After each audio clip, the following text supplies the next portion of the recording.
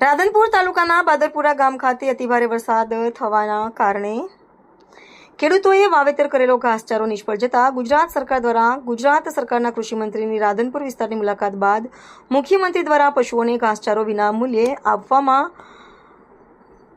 માટે ઘાસચારો ફાળવતા આજરોજ બાદરપુરા ગામે વિના મૂલ્યે ઘાસચારો પશુપાલકોને આપવામાં આવ્યો હતો। પાટણ જિલ્લાના રાધનપુર તાલુકાના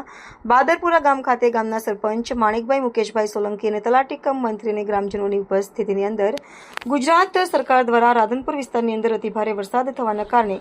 વિના મૂલ્યે ખેડૂતોને ઘાસચારો આપવાની જાહેરાત બાદ આજરોજ બાદરપુરા ગામ ખાતે પશુપાલકોને વિના મૂલ્યે ઘાસચારો આપવામાં આવ્યો હતો અને ગુજરાત વિધાનસભાના અધ્યક્ષ શંકરભાઈ ચૌધરી અને પાટણ જિલ્લા ભારતીય જનતા પાર્ટીના પ્રમુખ રમેશભાઈ સિંધવ,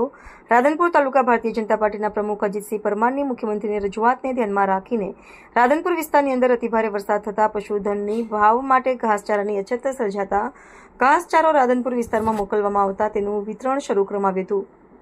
મામલતદાર અને તાલુકા વિકાસ અધિકારીના આદેશ અનુસાર ગામના તલાટી કમ મંત્રી અને સરપંચ શ્રીની ઉપસ્થિતિની અંદર